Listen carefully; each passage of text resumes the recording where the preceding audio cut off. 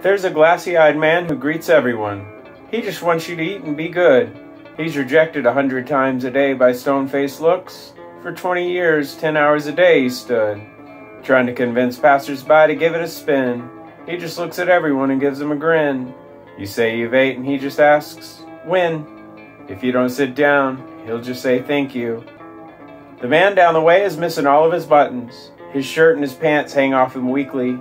He's shredding fabric everywhere that he goes. One wonders how can such a confident man appear so meekly. Now picture all your favorite places. They never let him inside. The fact is that he was rejected by every job he's applied. You can tell by his cadence that nothing disturbed his stride. But here he is, his sole self, where everyone can get a good look. The watch salesman pedals around the busy beach, but that's only after he got thrown out of the station for being a nuisance and causing another commotion. The woman turned him down and the locals gave him a citation. Everybody these days buys their dated equipment from a fancy store. You know the ones where they'll spray you as you walk in the door? Hands full, pockets empty, he navigates the shore, where million-dollar boats are visible in the distance. The pressured and pressed man's hat flies off. He's got somewhere to be and he's running late. He's afraid to go out, but this is his business. If you look at him too long, you'll see that he's ready to abdicate. See to it that you don't get lost in the face of despair. You can see in his face he doesn't think it's quite fair. From the whites of his eyes, you can tell he's had quite the scare. Whether he'll make it or not, you'll never know, because you can't keep up. A completely bent in half woman waddles alone. The pain of her years weighs down her body. She nearly slips and falls on all of the rocks. Her predicament would be helped if her shoes weren't so shoddy. The line forms behind her and somebody yells. The bag dragging behind her rings like bells. You just know she's never stayed in fancy hotels. What will she accomplish as her exercises are fruitless? A man sits by the fountain and cries. He's hurt by something, but he speaks as a foreigner. Even if they wanted to, no one can comfort him. You can dismiss him or pretend he's a professional mourner. No matter what the truth is, no one is in his corner. Obviously, you wonder out loud, what is the cause of his pain? Why is it so hard when the meaning can be so plain? The one-way discussion continues without a coherent listener. I see all of them and do nothing but walk by. Such a thought of disconnection keeps me up in the morning. I've got nothing to offer the priest with the eye patch. When did I become this, and what was the warning? Their hands are out and their minds are clear. My biggest realization is that they just aren't my sphere. What does it say that for them I can't even shed a tear? Hello, says the man with the glassy eyes as I stroll down the street.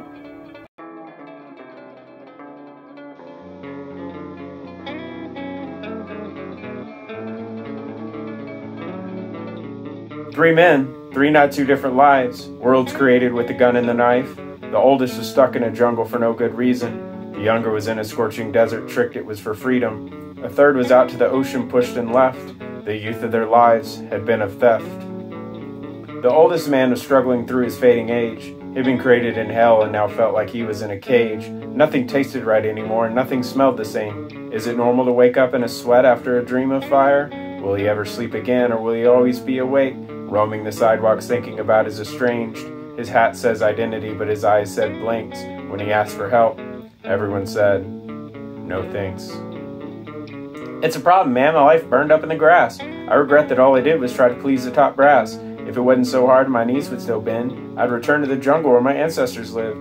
The thought of a plane or a traveling car to that place raised up an anger and a thought of repentance. It feels good to be free, says the band that had played. He forgot to skip, and with his whole being, he had it paid. When he struck up a match to light the sweet leaf, his entire life came by and called him a thief. If I could go back and talk to the past, I'd tell it to find a new person to torment and a new ideology to fight against.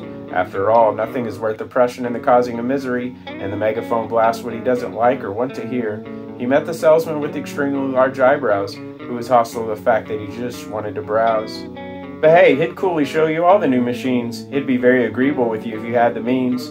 Choose from the selection, after all you know what is best. I've got a few recommendations though if you'd like to select. I care nothing for laws, just my paycheck. Business is business, forgot my lighter, here's the key. He spins the metal top round, round, and round, and when it stops, you bring the hammer down. He was a middle-aged captain. Everybody saluted him, even those that didn't like the color of his skin. He wanted to know his future, but the tarot reader had fallen asleep.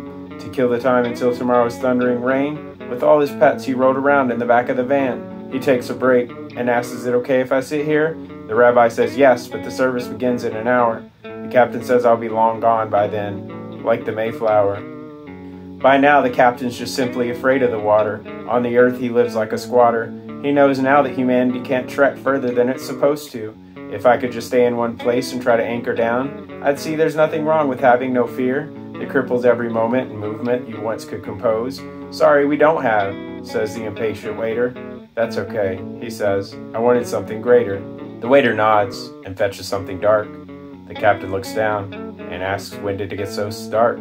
"Well, probably it had something to do with you giving up on your mission, and now we want to see exactly if you have anything left or remaining. Or do you just want to keep reading gravestones to pass the day, when you could be out there living on the bay?" The captain shook his head and left him a tip.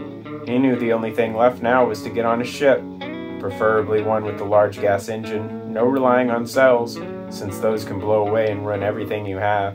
The captain stares out into the ocean and wonders where's his son. He looks at the names on the column and doesn't see him.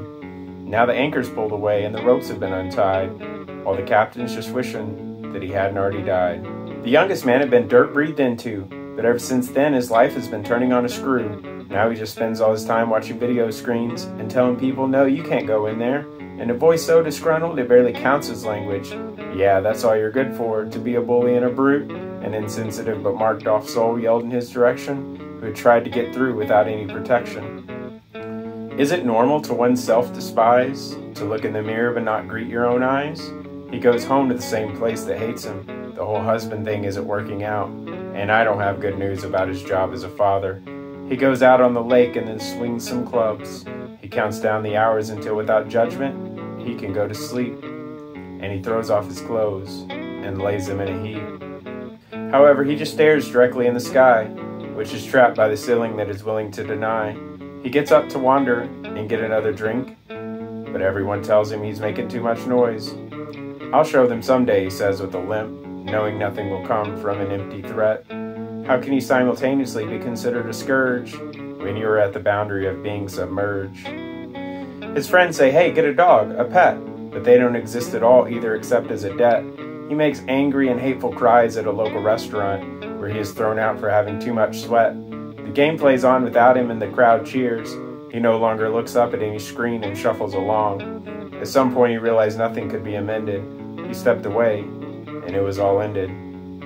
Had the fates of these men been ordained, or had a network of sorts made them chained, their parents, schools, sports, and governments making them who they are? Or maybe it's not like that, and they had a responsibility, or a duty that they wished to fulfill and failed, or maybe they're cryptic symbols not supposed to be deciphered, since no God gave us a meaning other than survival. Who else can we blame for our sudden arrival?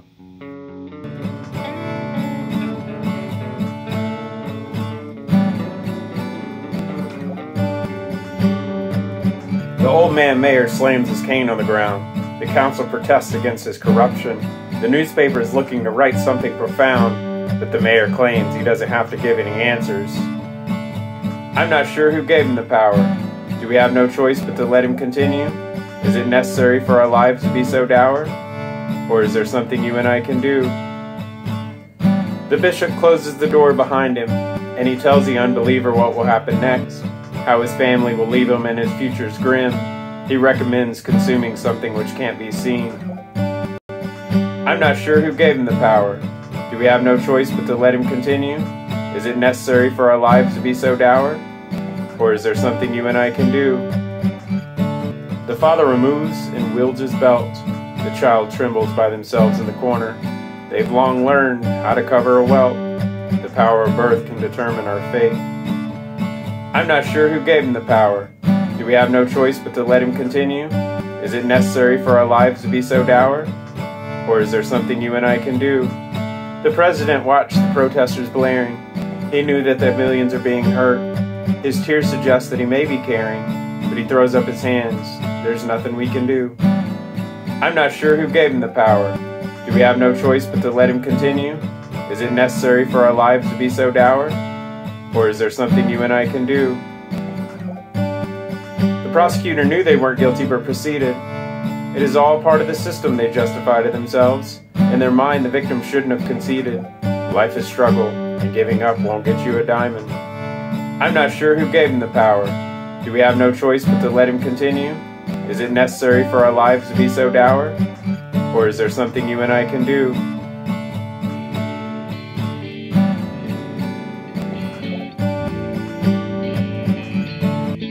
The sign said that a watch was found by the sea. At one time I wondered who it could have belonged to, and why they left it, and whether they want it back. Why is my mind now only focused on when the payment is due, when I'm currently feeling something only felt by a select few? Maybe at one time it could have belonged to me. Maybe I've blown it and lost my chance to attain anything other than what I've become. You really would have thought I'd found it in France. With such impossibilities remaining, it's hard to be free. The sign said that a watch was found by the sea. Why can't I wait? Why do you always need to know the time? I can't relax or enjoy myself and just watch the waves. Is missing something I'm not waiting for a crime?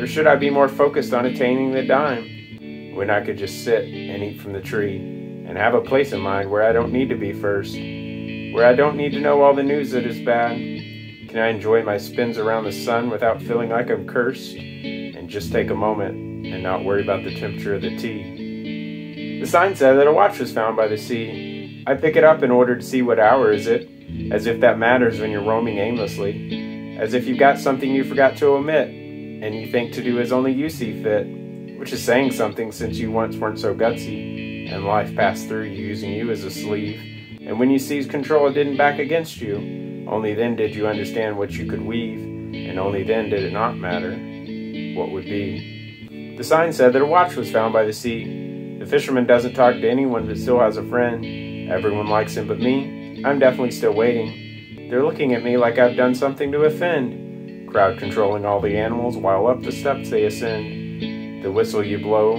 that's the only key. As if getting there safely is not to get there at all. They lost it and abandoned it not knowing it'll wash up again on the next squall. They thought if they waited, they wouldn't have time to escape. The sign said that a watch was found by the sea. Did they even wake up in time to read the sign? Or were they too busy punching numbers into a machine? If this keeps up, how do they know when the sun will shine? Maybe they were told, look, you can't drink from the vine. Don't they know that not all people can live like a bee, flying peacefully and dutifully in circles around the flies, while others like us get angry and riled up, as if around every corner is surrounded by spies, though when you peek your head around the corner, there is nobody. The sign said that a watch was found by the sea. He says yes, but meant no. Or was it the other way around? A word to the average might be to say nothing at all. He seems incredulous and asks, was the watch really on the ground? You better claim it, sir, before it gets run out of town. I hope the sir is honest, because I can't afford a finder's fee. No worries, good sir. You can take it back with no complaint. By now, of course, you are sensing a vicious trap, crossing itself and calling itself as a saint. But this is all part of the item's future biography. The sign said that a watch was found by the sea. In my experience, the best sunsets don't end too quickly, but when you look away too long, they destroy themselves. You know that when you've missed it, you start to feel sickly. When you can't enjoy it, that's when you've gotten into things too thickly. You'll never make it successfully as a retiree. You can't stop moving and shaking and your hands keep typing. The life never passes you by because you're moving too fast. By the lost watch, you gotta keep griping as your view of the world evolves into hyperbole. The sign said that a watch was found by the sea. I can't help but wonder what hell is like when I'm in paradise.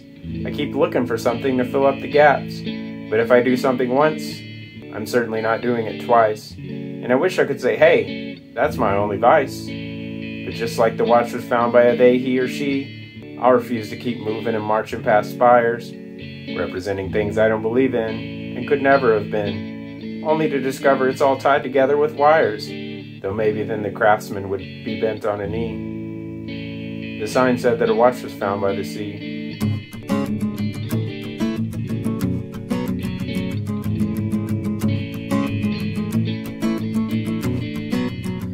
Through the valley of trash he commenced. He needed to find some answers to his questions, marching up the hill and climbing the fenced areas and enclosures that warned him to stay out. But now there was very little he wasn't ready to go against.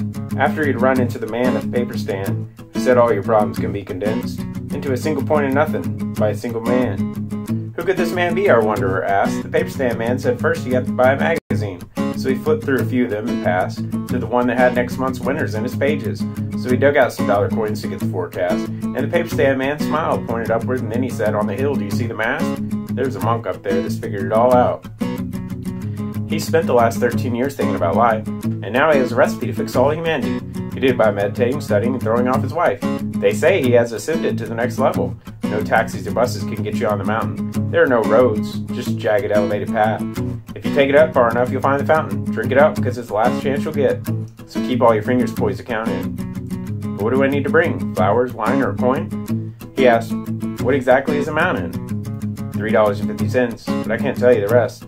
His thighs ached, his feet blistered, and his back bent. He forsook his fellow men, seeing not another one. All the wild animals gathered as they picked up his scent. He couldn't make it another hour this way, but there was no shortcut or cheat to crawl through the vent, so he fashioned his walking stick into a bully club, keeping away all the evil spirits that hell sent. Only boredom and visions and mirages greeted him. As he rounded a corner in yet another switchback, he saw a little church and getaway resort. "Narrow, narrow," he called as he ran up the track. "To get where you're going, you need a bigger bottle than that," said the priest who met him and took his pack. Once the collapsed man revived and was able to speak, he thanked the priest dressed all in black. Then he asked where in the world he was at. "That really depends," said the priest, "on where you're going." The man told him, "I'm going to the place where I can be made fresh, clean, and meet the all-knowing." "Oh yes," said the priest, "I'd say you're 10% there." "Oh, how can I be so far? That's not what the map's showing." "This is uncharted territory, my friend," said the priest. "Here's the one place where with land we are overflowing. You better rest now because tomorrow will be the longest." The priest discussed with the traveler various subjects. "I don't want to talk about religion today. It's all I ever do from one day to the next. I'd quit this job, but then I'd lose my donkey, and I'd sure miss the fill of those checks. But I'd be happy to give you all my opinions. I'm a little out of the loop. What's going on with Malcolm X?" The man broke the news to the priest and got up. He began to move on, realizing that it was time. He climbed up the rocks and fell into a ditch. His teeth broken, his body now covered in slime. He could only get up, brush himself off, and focus on his goal of the changing paradigm. He had to find the next station rather quickly, preferably before the church bells he left behind began to chime. His water was low, his stomach empty, and his spirit was broken. With no food, no water, no floor or dustpan, his only path was forward, linear as time moves. So he took his steps so fast, it was as if he had ran. Nothing was stopping him now, the determined traveler. The paths were bad and the signs didn't work. He passed the time by counting from 1 to 100 again. In the shadows, all his friends and villains lurk. He knelt for some god to direct his judgment, but the only answer was the way the trees above him jerk. He took a deep breath and put one foot in front of another, knowing that his only permission was his duties to shirk. To life, country, family, and history he was absent. Up ahead were tall, whitewashed walls. A stern, frowning face that said there's no vacancy here. A governmental project that placed towers formed into balls. The sign on the door was not written in English or Hindi, so he knocked on the door and floated down the halls. The never-ending labor took him from one reality to another, fragmenting each of his spirits into separate stalls, feeling that each organ of his body from him had been ripped. In the last hall sat a man cross-legged and alone. He really did seem to glow and be written by angels. Above was a swirling pattern that congregated on his throne. His eyes were closed and traveler's presence was not acknowledged. In his pocket the wanderer felt for a stone, to place it at the king's feet or toss it on the ground. They sat in silence until the monk let out a groan, perhaps a cry of impatience or a cry of an unbearable pain. Finally he spoke. Left to lock, right to unlock, or maybe, actually, it's the other way around. Exit is on the left, and on the right is chalk. Draw a circle around yourself and plunge right in. Swim until you reach the large metallic-coated clock, and when you've conquered space, you can fight yourself. With what's remaining, build yourself a yellow smock. Now twirl into the ball of a green glass snake. "I didn't quite catch that. I don't understand," said the traveler in a voice of exhaustion. The monk closed his eyes and raised up his hand. The wanderer collapsed from his knees to the floor. He could do nothing except weep into the pit of sand. He had failed to get his answers and would not make it down. His only hope was to permanently fall into dreamland, perhaps the same one we've all found ourselves trapped in.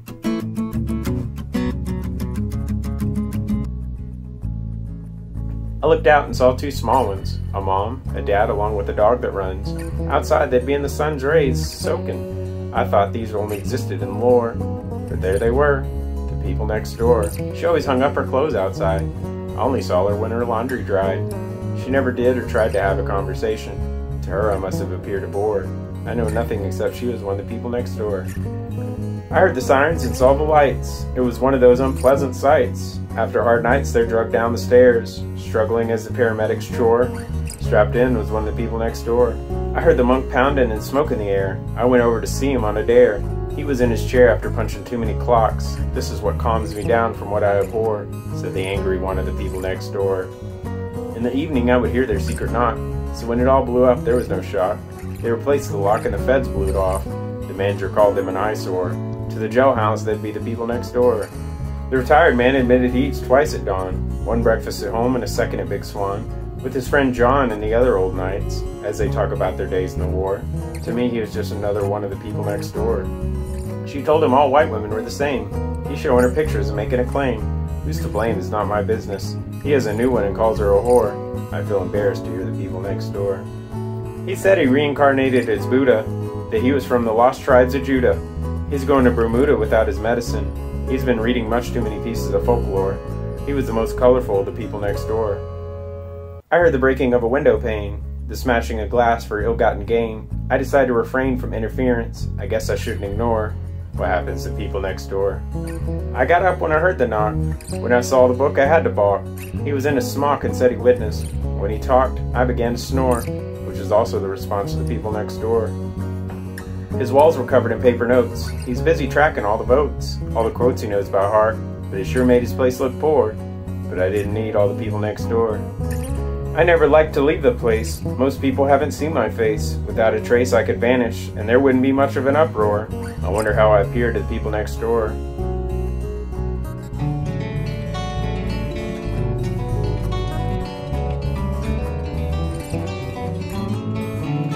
In a Moravian hole, I found my soul. A man was sitting playing guitar, jamming as if he could have been a star. He wasn't good, I guess. His papers were a mess. I sat like a debtor, wondered if I could do any better. He strummed a little too hard, like he was in the backyard. People strolling in the bank couldn't stand all the grain. When the wind picked up, the entire show started to blow up. Little singer playing for crowns found himself in one of many lockdowns. His livelihood and everything he knew went completely and utterly out of view. In a Moravian hole, for now that's the goal. I'd never been happier or more sincere than in the land of foam beer. Can I please take the fastest plane to escape what's in my brain? Ahoy, said the man at the station. Ahoy, I said to the root of the nation. He realized we had a different nomenclature, so he just shrugged and laughed a good nature. I'll never know what was in his mind, from the front of his head to behind. Perhaps he was just wanting some range, or maybe I could have tossed him some change. I never got to know him all that well. The barriers between us never fell. I'll never know what he really desired. Maybe I'm destined to remain uninspired. In a Moravian hole, I found my soul. I'd never been happier or more fulfilled, because well here, I'm never thrilled. Can I please fly the world's fastest plane to escape what's in my brain? Up the hill I heard the Bandura, walking up I thought I heard the Torah. The lady plucked them in well, for around her the world had failed. I dug in my pockets frantically, like a process that grew inorganically. I only fumbled for the greatest coin in the earth that I could purloin. I remained baffled by everything, especially that I couldn't do anything. She took a plane and flew a flag, and I was just left holding the bag. In a Moravian hole, perhaps that's the goal. I've never been more fulfilled or sincere than in the thrilling land of beer. Can I please take the fastest plane to escape what's in my brain? Another man told me good day today. I wanted to remark that the sky was gray, but I wasn't for talking and scheming, and to my alarm he just started screaming at everyone and even at me. I should have told him to count to 3. He unloaded such a volley of curses, enough to get drug away by nurses. I realized he just wanted some conversation, but I was much too invested in getting to the station. I'd missed my train, but this is Moravia. There are more than 2 ways to get to Scandinavia. In a Moravian hole, I found my soul. In a Moravian hole, for now that's the goal. I've never been happier, more sincere than in the land of foam beer. I've never been happier, more fulfilled, cause well here I'm never thrilled. Can I please fly the world's fastest plane to escape the pain that's in my brain? I'm looking for my soul in a Moravian hole.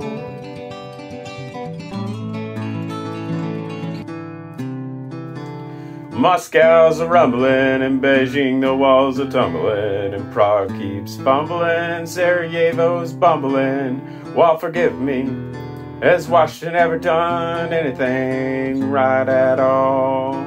Jerusalem keeps swelling into Ramallah's dwelling, Lisbon's yelling as Oslo is selling. Do you suppose Athens can cover itself in a shawl? Kiev wants recognition, Wellington has a commission, Port Louis is but an apparition, Caracas is under demolition. Can you believe Minsk wants the whole world to be in a brawl?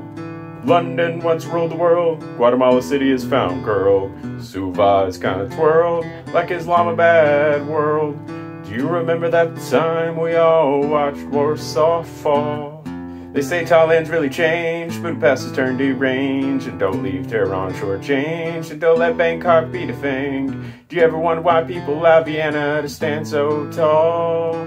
Mexico City's on fire, Dhaka's hanging on a wire, the situation in Baku's dire, the man in Bogota's a buyer. Will you ever give those stuck in Juba a call?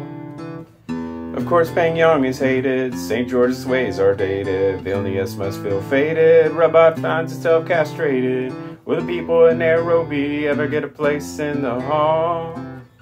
Havana stays closed off, Rome continues to scoff, Hanoi's everybody's trough, Bucharest mutters a cough. If I say hello to Taipei, would that break protocol? Kabul lost its head, Sofia ran out of bread, in Kampala there's no bed, in Kigali you'd be dead. Have you ever heard that Thimphu sent all the undesirables back to Nepal? Amsterdam will make you fly, Kuwait City calls you a bad guy, Sucre plucked its eye, Jakarta feels that it's nigh, in Lima doesn't seem obvious that things need an overhaul. Play hard in Belfast, Tokyo this way can't last, Panama City is so downcast, Luxembourg is bypassed. Ever wonder why Ottawa's keeping its eye on Montreal? So as Belgrade fades, and Carr fills the blades, San Marino's got nothing but spades, Stockholm plays a game of charades. Does everybody understand Monrovia is built on a sprawl? Singapore still masses, Manila thinks we're jackasses, Brussels needs glasses, in Kingston we get grasses. Have you heard that in Beirut they don't like you if your name's Rosenthal? Seoul main's scared, Dakar won't be spared, Madrid lays bare, Tunis stays impaired. Do you guess Damascus will have a vision on the road like Saul? Berlin's still divided, St. John's misguided, Djibouti's blindsided, Port Moresby's collided. What in the world gives Harare the gall? Vatican City is suppressing, Victoria's stressing, the port of Spain is depressing, Brasilia is guessing. Can people do anything in Manama but drink ethanol? Baghdad's still bombed, Conakry is calm, Sao Tome is beyond, Moroni makes bond. Can we do anything other than write Porto Novo and scrawl? Bern tries to isolate, Cairo carries its weight, Libreville's at the gate, Luanda's looking for the stray. Would you ever go to Bamako if you win a wall? Abu Dhabi is mocking, San Salvador is balking, Buenos Aires is blocking, Zagreb is talking. Could you ever imagine Algiers would have turned so banal? I ran away from Bridgetown and saw what's in Georgetown. The main man's in Kingstown and Port Villa was a clown. What in Palakur did you see that would shock and appall? Monaco gambles it away, and Babane says no to the gay. Paris remains an ashtray, Helsinki is but a cliche. How many people in New Delhi live in a chawl? Little Reykjavik is melting, Bratislava is sweltering, Tashkent is pelting, Tripoli's not helping, or Edinburgh and Dublin remaining forever in a lull. Moscow's a rumbling.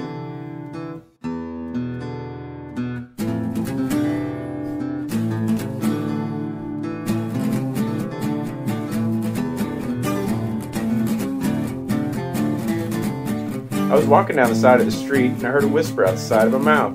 Marijuana? Coca? I'll sell you smack that'll make your eyes turn black. I can make it turn you upside down. I can eliminate that frown. And it'll even turn your fingernails brown. I see you're in a lot of pain.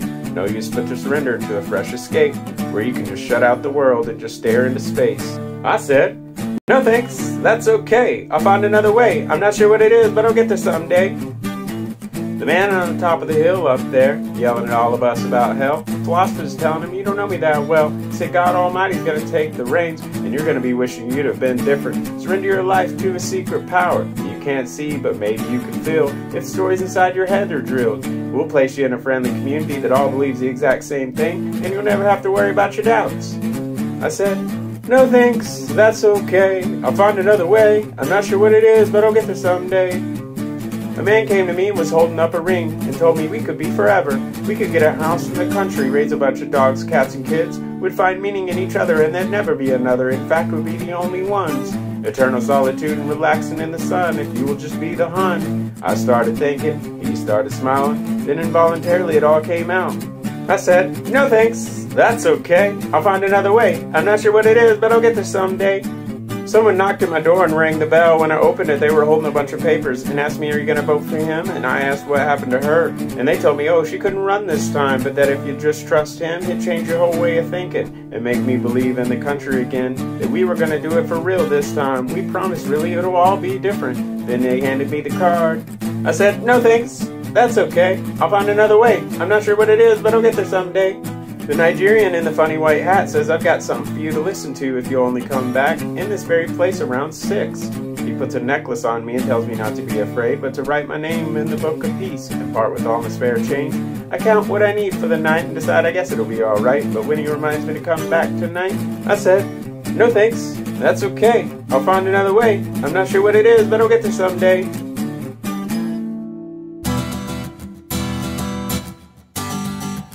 In the middle of an ancient land, an old city, where everything and everyone was really gritty, and you couldn't expect anyone to give you any pity, a boy named George started to turn into a man.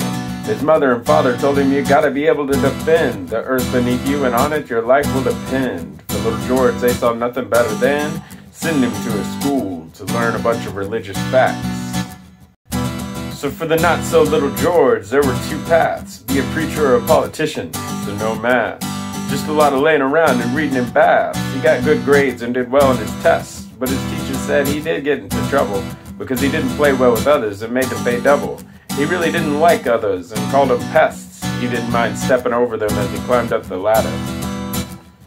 At his church, when people deigned to be late, he'd have them forced to be tied to a weight, and as a warning, he'd place their bodies on the gate. He'd grab the offering plate as it was passed around and help himself so he could build himself a castle. Everybody cowered a little bit when they saw his tassel. He ran for election, was waiting for the time to be crowned. He sharpened his blade as the vote started pouring in. His opponent started to taunt him, so he was put on the wall. After this, George knew he had to go AWOL. Since no one likes an axe-murdering preacher at all, it's hard to give you sermons about the good book when you spend most of your time running from the law. So he knew from this place and job he had to withdraw. He'd get his crown again when he found his little nook, so he started looking through the cast spots and highlight. I can be a soldier for hire, he realized so soon. He wore a uniform so nice that all the ladies did swoon. So he went to war singing a very cheery tune, and he did a good job and got medals for all the remains that he piled up before him for disagreeing on theology, and wouldn't have mercy on them or take an apology.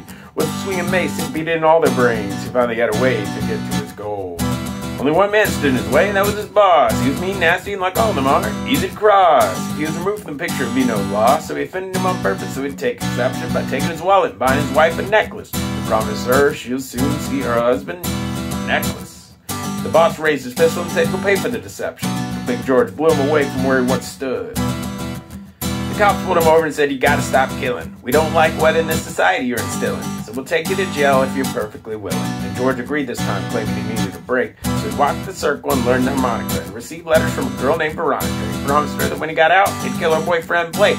Then they'd be king and queen and ride out to the moon. Veronica said there was only one problem though. You have to change if you really want to be my beau. I'm the wrong religion, just so you know. And I'm stuck in my ways, so I need you to convert. George took water from the sink and got rebaptized and became what he had one time despised. His old church was appalled he had changed for a girl in a skirt, but it was no big deal for him at all. He'd do it again. Gordon came to his cell and said, "You're what I need. I'm looking for someone who can make men bleed." George happily said, "I'm the one to do the deed." He found his coat, his sword, and most of all his mace, and set out to fight some ill-defined people. Then he gathered them all up and pushed them off a steep hill. When the warden said maybe we should put them in an enclosed space, George just laughed as he watched them tumble down. Of course, you and I know they always put criminals in the Senate, and as soon as he was in office, he broke every tenet. Anyone who said anything negative was then hit. Veronica was soon the nation's financial secretary. I don't want to accuse her of stealing from the fund, but in that premium leather jacket, she sure stunned. Luckily, she had 20 different ones for when she grew wary of appearing to wear the same thing to all of George's parties. The townspeople had sure grown tired, so the warden to fix their problem was hired. George was walking in the woods just like he desired when out of the trees came an unusual bear, and the beast unzipped itself and stabbed him in the heart. "I'm a product of my mind," said the man who misread Descartes. George said, "Oh no, Mr. Cub, I've stumbled upon your lair." George sat down and forgot to have his last thought.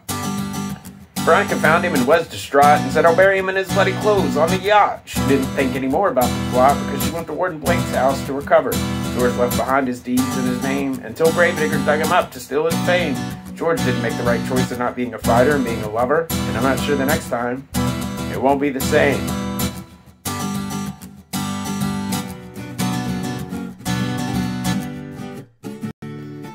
When you're the only car on the interstate, you might feel that you're just bait for the country cop trying to make his name. If that were you, you might feel ashamed. Maybe for him it's just a job to press people until they're just a blob. But if you pay close attention, maybe you can make it to the extension. I must tell you, a lot of these wildernesses want to friend you, throw you out with the missus. You need to find someone experienced with the unwritten rules. Someone who can teach you to avoid those who turn men into tools. So I walked up to that beautiful man and said, "Viggo verite po angliski, this is my only plea. I need you to understand me so we can sail the sea. Viggo verite po angliski, because here is my only key.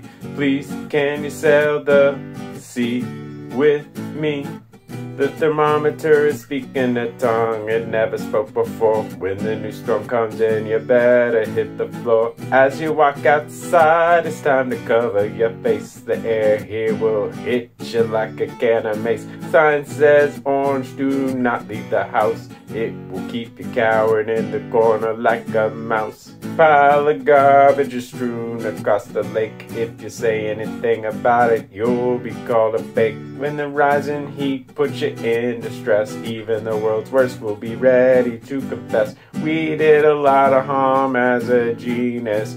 Now we better learn how to live on Venus. So I walked up to that beautiful man and said, "Você fala inglês? I sure hope you'll say yes.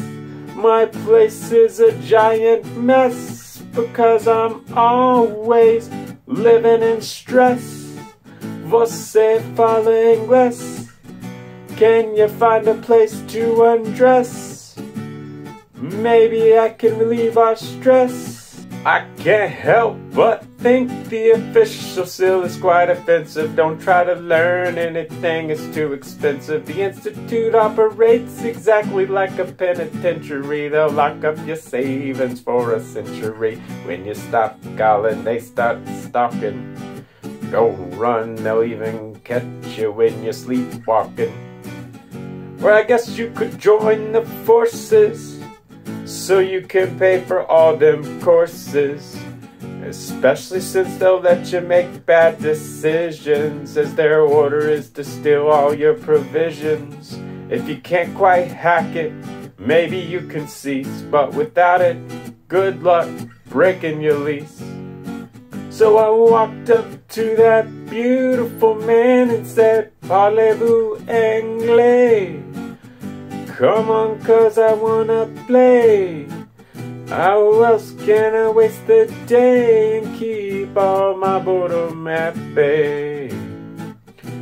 Parlez-vous anglais? You're gonna make me pray if we waste our entire play. Can you feel the ground breaking under you? It isn't a completely unusual clue. The project is behind by 10 years, but you wouldn't know it from the cheers. Don't be alarmed by the cracks that's collapsing. That's only the fabric of our being lapsing. Everyone I used to know worked on the railroad, but now nothing but empty boxes pass for a load. If you mash the gas, it'll pop your tires in a place where there's no one to put out the fires. Why everyone forgot how to use cement might be our late society's final lament. So I walked up to that beautiful man and said, "Speak to Ingles. When you escape me, time really dulls. Can we break through all the holes? I bet we can crack a lot of skulls. Speak to Ingles. If we stop to watch the seagulls together, we can escape all the doors." I never thought something could cost 40 million, but then they added up everything into a trillion. Someone protested even I could spend the money better, or put it in something that doesn't fetter. But the man we let build the rocket was the only criminal left out on the docket. We got the coolest toys in the world, the ones that will kill you if you try to stop it. They'll put you on the gears, all the soldiers will watch and laugh over a few beers. Excess isn't the worst crime when compared to the ability to turn us to grime. So I walked up to that beautiful man and said, "Besa les Angelou, or else I'll feel like a fool. I really don't mean to be cruel, but only with me can you be cool. Besa les Angelou, you can have me working like a mule, for no one else would I ever be the fool."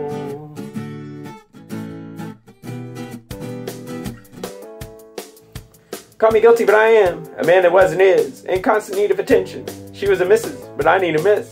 I needed something of a plan, but at every step I felt stumped, until she brought me a paper that when I read, my shoulders slumped. She produced a wicked chef who cooked up an epic meal to get her husband a present, for which he could not heal. I've seen something that makes no sense. My mind creates what I cannot see. To live like this I can't, because then I wouldn't be me.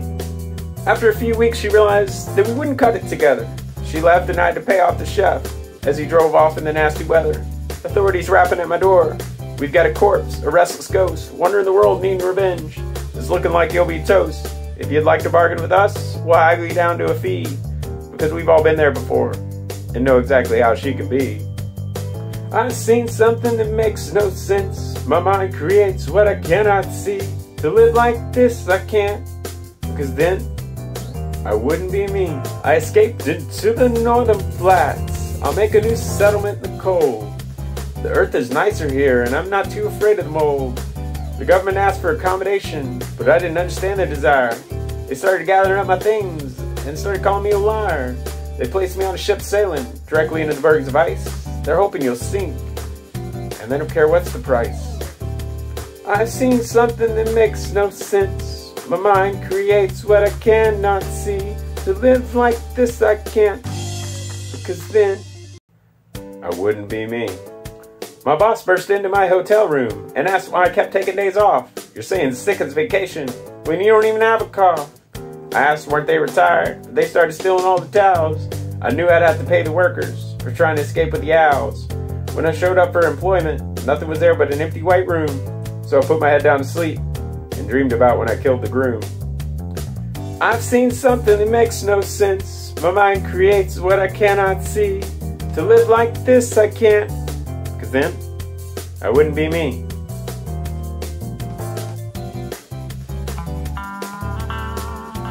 Back when a man wasn't yet ready to call himself an ape, people angrily threw up their hands in discontent. While inside the schools they were just learning the truth, a man came screaming and running out of the tent.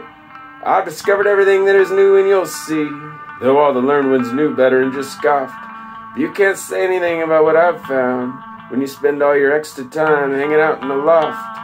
But I never figured out the appeal. Maybe it was a mistake of youth.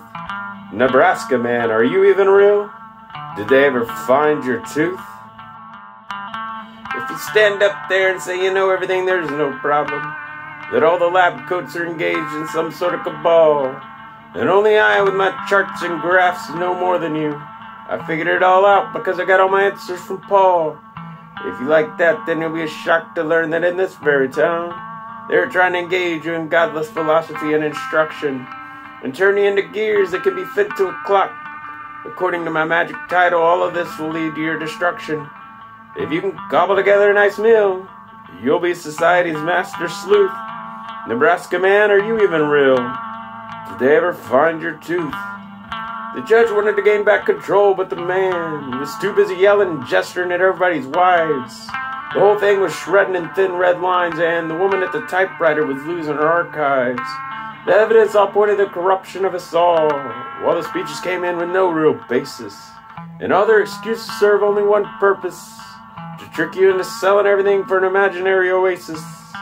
If you keep showing the newsreel, people will think that's the gospel truth. Nebraska Man, are you even real? Did they ever find your tooth? When the boring counter-arguments were finished, he started talking about how humanity is blown into holes. Of course, he'd cribbed these ideas from some others. He thought he'd done enough to get people at the polls. The government got confused and tripped over itself, and the judge wanted to just cancel the whole thing, because he had something else going on in his oven, and wished he could pass it over to some kind of king. If you keep fighting for repeal, you'll be shoved in a booth. Nebraska Man, are you even real? Did they ever find your tooth? Everything had begun to grind into a halt, and the crowds outside's care began to wane, because they realized the answers almost didn't matter. The man's lawyer suggested they try to run to Spain. I've never done anything in my life, claimed the man. That's the problem, said the lawyer. Please don't repeat that. But I'll bring in a new species to show off to the jury. And when he brought it, the judge said, that's a rat. In a cinema of orange and teal, everywhere you see bezel booth. Nebraska Man, are you even real? Did they ever find your tooth? Once upon a time, the world was covered by hot water. Giant men poked their heads out of homemade caves. The man with the form started counting all their trees. But you don't have to give your stuff if your child behaves. One of the jurors began to complain rather loudly that he'd heard all this junk when he was old. When the judge pointed at him and told him to stop, the juror said, oh, I can't possibly be cajoled. You keep saying every knee will kneel, but I don't know what makes you the sooth. Nebraska Man, are you even real? Did they ever find your tooth? As the country went to war and lost all its money, the man on trial refused to pay half a cent. I haven't progressed that far to where I can use currency, but I can take donations from those willing to repent. I object to myself because I've had a lot of experience, and once watched a lower mammal pilot a jet aircraft, and I could see that you'd like everything that way. If I didn't know better, I'd say you wanted to reinstate the draft. He spoke with so much zeal. I didn't want to be uncouth. Nebraska Man, are you even real? Did they ever find your tooth? The defense lawyer flipped sides and said, I give up. I would like to be associated with regular society. But the tattoos betrayed his civility and poked out of his suit. The typist was crawling on the floor looking for the apostrophe. The man tried to speak again, but was shouted down. All the people had grown much too tired of his crockery. The judge said, I've at last made my decision, and now it's final. History sentences you to obscurity and permanent mockery. I wonder if you'll ever heal. You really drank too much vermouth. Nebraska Man, are you even real? Did they ever find your tooth?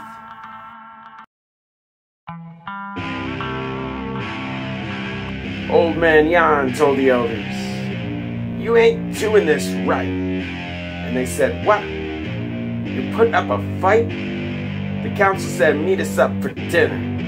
He showed up, but there was no table, a pair of handcuffs and some matches. Beyond his only utensils. His only song was one he'd learned at home. They took his clothes, but not his right to say what he thought and felt like. So they threw his body in the river. Failed to keep orthodoxy. Better keep your mind straight and your opinions right. Orthodoxy. If you're feeling too light, they'll decide your fate. She led the French into battle and embarrassed all the Englishmen. So when they got the chance, they knew they had to punish her. They put her on trial just to mock her, ridicule her fashion, and ask what she thinks she's doing. She wasn't allowed to defend herself, to say she was doing what she thought was right.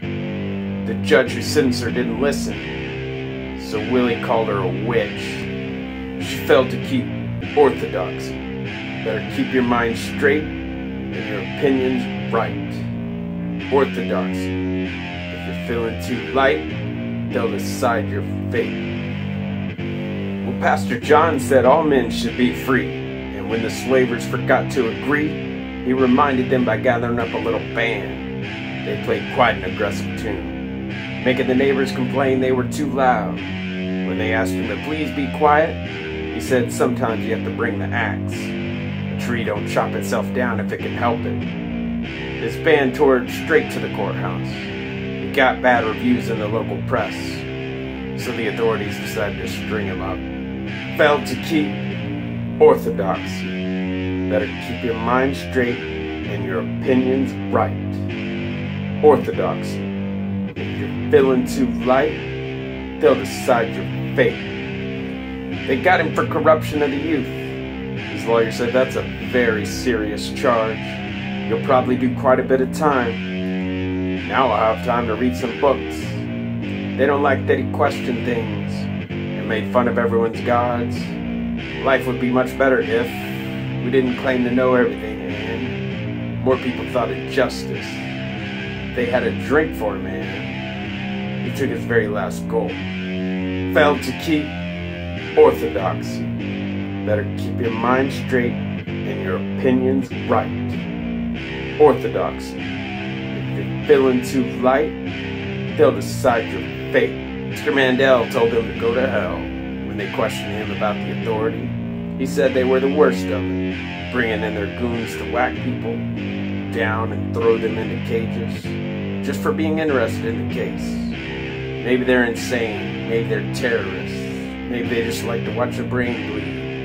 He's got his boy to look after, so the aristocrats better keep clucking, because they won't get anything from him. Failed to keep orthodoxy. Better keep your mind straight and your opinions right. Orthodoxy. If you're feeling too light, they'll decide your fate. Oh, Eddie, you better leave. Both the place you were and the place you are. Julie, I guess they caught you too. Chelsea needs to learn to run and to hide and to not tell the truth. Because when you expose lies they call secrets, don't be surprised when they down planes and start to create chaos with old allies. The popes in their high chairs and logos would rather smite than be wrong. Break up the Trinity because they failed to keep orthodoxy. Better keep your mind straight and your opinions right. Orthodoxy. If you're feeling too light, they'll decide your fate. She said, hey, it's cool to go to school. The old men didn't like that because their religion was one of guns. They said it was for honor and for something above, but to us they're just a band of lifeless crooks and losers. They pulled over a bus one day, told the teacher she'd be tardy today, and the bus driver to enjoy unemployment. Then they shot the girl in the head. Didn't slow her down very much. She failed to keep orthodoxy. Better keep your mind straight and your opinions right. Orthodoxy. If you're feeling too light, they'll decide your fate. The man thinks he's a rebel. He says I don't have to believe in science. He says everything's a conspiracy and wallows in his own filth. He meets up with some hateful thugs who have nothing good to say. He thinks he's sticking it to the man, but he only hurts himself. His lack of faith betrays him. His eyes don't see the truth. Believing in nothing is no life at all. He fails to keep orthodoxy. Better keep your mind straight and your opinions right. Orthodoxy. If you're feeling too light, they'll decide your fate. Another man says, I don't follow the law, and everybody hates him, since he seems to think that rebellion is to look out for no one else. I hate to be the one that tells him, the one that preaches the opposite. But trashing up the whole place is not a good way to make friends. No one will give if you steal, and no one will help if you hurt. No one likes it when you act like a jerk. He fails to keep orthodoxy. Better keep your mind straight and your opinions right. Orthodoxy. If you're feeling too light, they'll decide your fate. The Afghani couple who didn't want drones at their wedding. The kid in Sierra Leone eating mud for nutrients. The Romani who dodged hunting dogs. The Palestinian who had their house bulldozed. The Jew stuck in the wrong century. The ones unlucky enough to meet a Khan. The native who just wanted to keep his land. The neighbor's turkey who refuses to apologize to. The ones who didn't raise up the red books. The ones erased for pictures. The starving millions in Ukraine. I guess they failed to keep orthodoxy. Better keep your mind straight and your opinions right. Orthodoxy. If you're feeling too light, they'll decide your fate.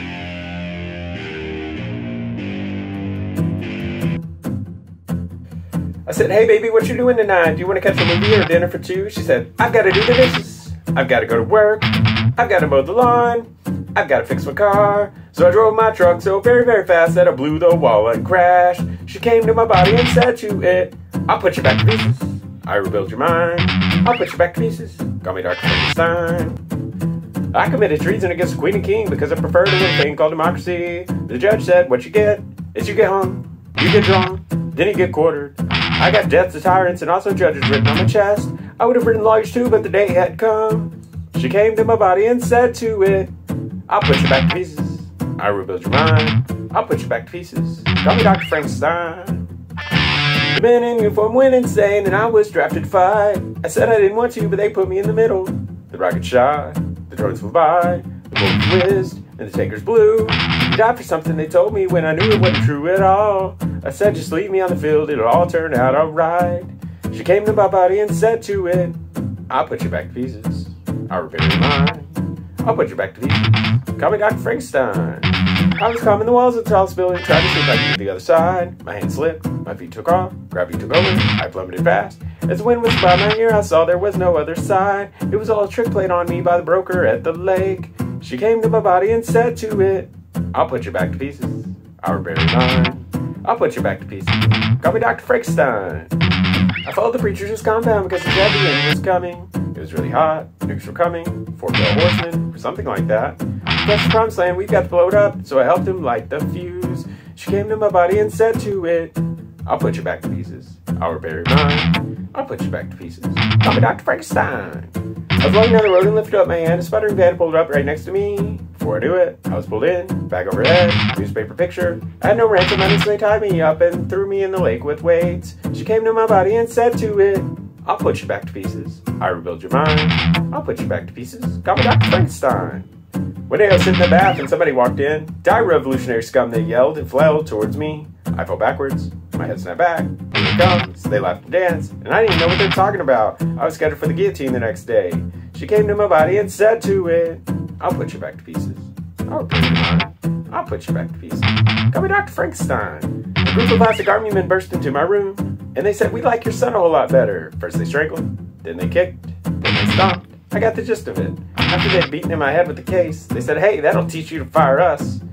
She came to my body and said to it, I'll put you back to pieces. I'll repair your mind. I'll put you back to pieces. Call me Dr. Frankenstein. She pulled me aside and said, we've certainly had better days. I agreed with her, but I didn't know what she meant. She was thinking of breaking, of throwing it away, of jumping off point. I had to stop it. Flashes of despair reigned in my mind, a new future of non-existence. So I looked in her eyes and said to her, I'll put you back to pieces. I'll repair your mind. I'll put you back to pieces. Call me Dr. Frankenstein.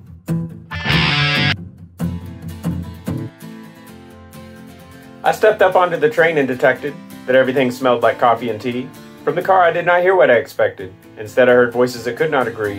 What are you arguing about? I wanted to ask, but I was too busy looking at the man with the flask. He stood there refusing to take a seat, while the young lady was finishing what she had phrased. Suddenly he snarled, "All women cheat," which shocked me because I had been raised to see all people as completely and absolutely equal. But I realized that his retort was just a prequel. The religious man in the front just snorted, but the lady was ready for a fight. "No, I think you've got it all distorted." To which the man lit a cigar and said, "All right." The religious man fidgeted with his pocket cross and said, "God said, man's the boss." He quoted some strange verse from an obscure book, one that probably didn't mean what he said it did. I saw the poor lady was completely shook from the way of the twitching of her eyelid. I wanted to tell him to cram it, dude, but I just looked back at the man who started the feud. The lady left to get a Bloody Mary. I couldn't blame her for leaving hostile territory. Staying to argue would win you no glory. I wanted to know the smoking guy's mysterious story. And as he puffed the cigar, he said, "Come here, kid." Despite reservation in the seat next to him, I slid.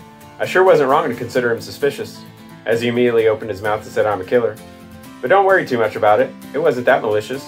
I was convicted and told such a thriller that they let me go because of insanity. Or maybe they felt a strange and rare twinge of Christianity. I got up to go, but he grabbed my arm and convinced me to sit and enjoy his society. I might admit, I was taken in a little by his charm. Or maybe I was just having a bout of anxiety. "Who'd you kill?" I finally decided to say. "I've got to start at the beginning," he said, as he emptied the ashtray. "When I was a young man," he started plainly, "I was wealthy and could have what I wanted, and no man can deal with this sanely. And by one filling, I was completely haunted. Oh boy, you're young. I think you completely understand. And my life wasn't going exactly like I planned. I needed not one, but like 3 or 4.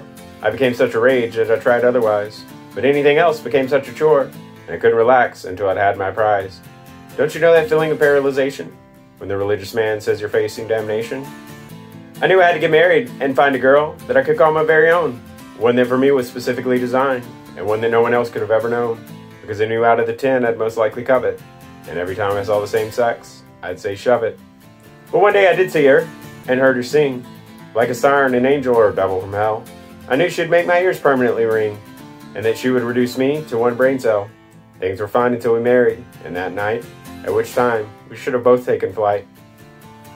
She had so many opinions and such ambitions, that I had to sit her down and explain the world, and that everything came with the laundry list of conditions.